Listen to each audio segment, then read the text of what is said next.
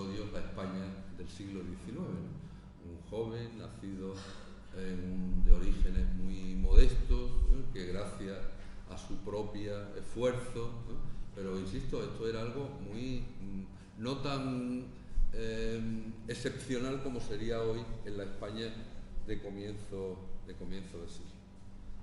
Lo cierto es que a Martínez Barrio siempre se le ha dicho, bueno, sí, pero era un hombre que era poco intelectual. Yo les invito a que lean algunos de los textos de Martínez Barrio, que creo que tienen mucho más calado, ¿no? Y mucho más contenido que el de otros supuestos intelectuales, que brillaron tanto durante la Segunda República.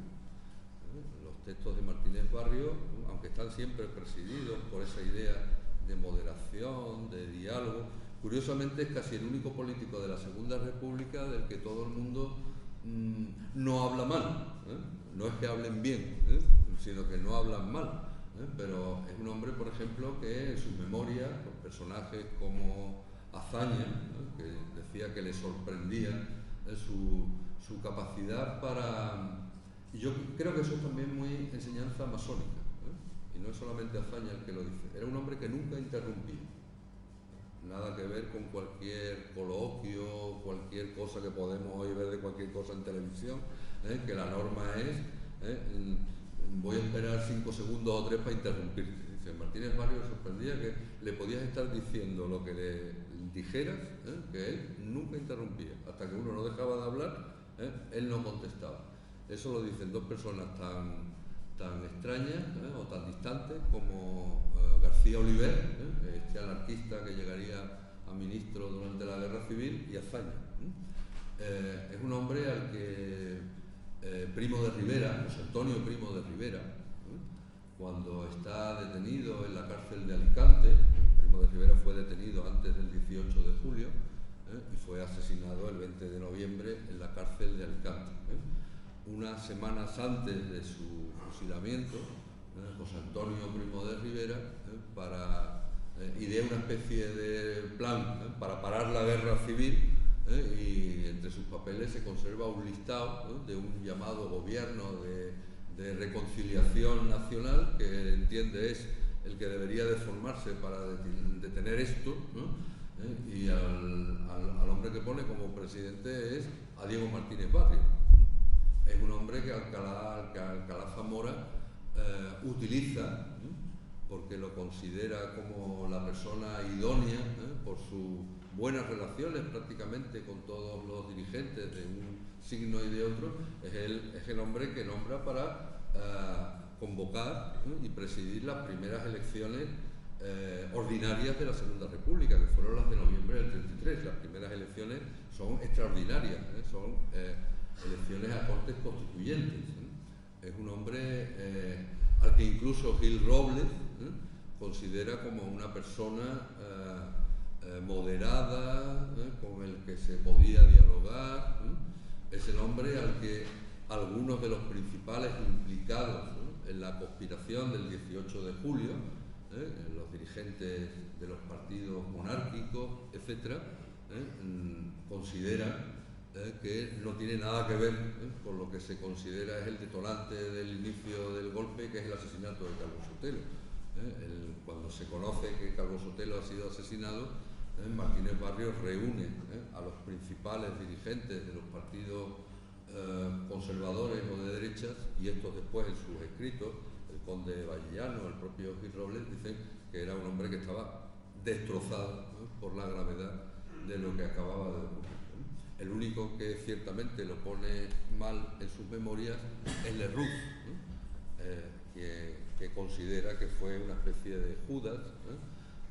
Posiblemente esas palabras que acabo de leerles al final, siempre he sido leal a mi patria, leal a la República, etc., sean una respuesta a Lerroux, que en sus memorias dice que Martínez Barrio fue desleal a su patria, a su partido, a su líder político, etcétera, etcétera. De todas maneras, el problema es que eran dos personas de una moralidad muy diferente.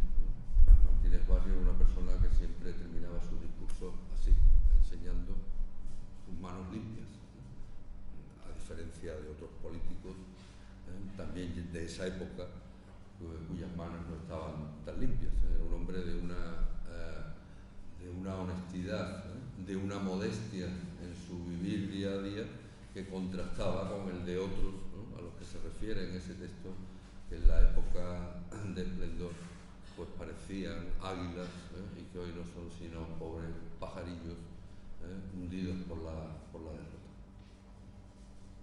¿Alguna pregunta más? En toda España la masonería apoyó al gobierno de izquierda en la República, o en las logias en Andalucía sí, porque la dirigía Martínez Barrio, pero en las otras logias que había en el resto de España. La masonería como tal sí, aunque es verdad que hay masones que forman parte de los sublevados. Recuerde que el militar de más alta graduación en la Junta Nacional de Jefes, que se constituye al poco de iniciarse la Guerra Civil, tras la muerte de Sanjurjo, que era realmente la persona llamada a encabezar el levantamiento, el general Miguel Cabanellas, que no solamente había sido masón, sino que había sido elegido diputado republicano en el año 33 por el Partido Radical y muy amigo de Alejandro Lerroux, aunque después tuvo que renunciar al acta por incompatibilidad, ¿no? Hay masones que desde el primer momento secundan la sublevación. Hay, no son muchos, pero hay algunos masones que incluso a la altura del año 36 habían experimentado una evolución ideológica que los había convertido en personas muy de derecha. En la propia provincia de Sevilla hay algún pueblo de la Sierra Norte en donde son asesinados son asesinados por la izquierda un par de antiguos masones. Pero la institución como tal, desde el primer momento, secunda al gobierno republicano, como no podía ser de otra manera. Hay una declaración por ahí del Gran Oriente Español, en la que da su... Después, las logias es que a partir de julio de 1936 prácticamente cesan en su actividad. Hay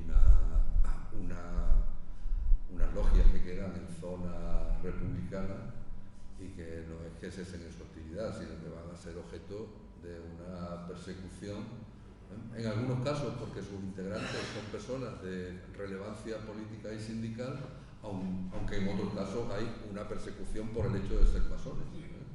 Imagínense lo que tuvo que suponer en la Sevilla de julio del 36 el que un periódico, ¿no?, publicase un listado, ¿no?, de masones de la logia Isis y Osiris, que seguramente fue uno de los papeles que se incautan en el asalto a la logia, a la casa de Martínez Barrio, y que este periódico, el diario La Unión, dirigido por Domingo Tejera, un antiguo dirigente carlista o diputado carlista en las elecciones del 33, pues publica con el título Quitando Máscaras, los masones, ¿quiénes son los masones sevillanos? Cuando en realidad yo creo que quiénes eran los masones sevillanos era algo que todo el mundo que quisiera en Sevilla se podía enterar. La masonería, por lo menos la que yo conozco, no es que haya sido nunca secreta, sino que ha sido siempre muy poco discreta. Imagínense en el mes de agosto, un día como hoy con la que está cayendo, en la calle, en la plaza del Alfalfa, 40 señores vestidos de negro, con traje y con corbata, porque esa es una de las medidas que primero puso en marcha Martínez Barrio al frente de Isis, que a las logias no se iba, a las tenidas no se iba de cualquier manera.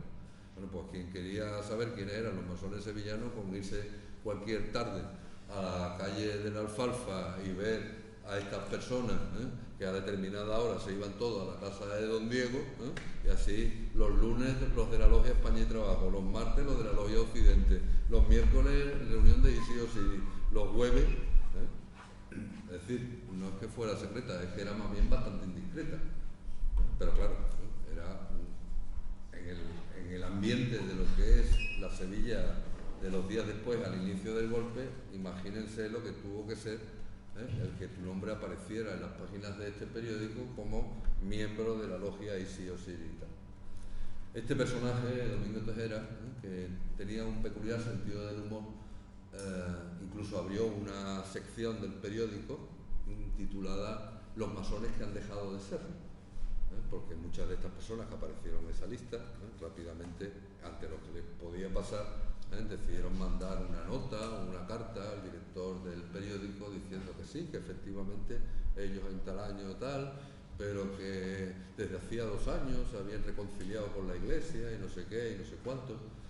Y el señor Domingo Tejera pues decidió dedicar una página del periódico a los masones que han dejado de serlo, publicando las excusas más que en realidad, porque el nombre y la fecha y el documento era auténtico, ¿no?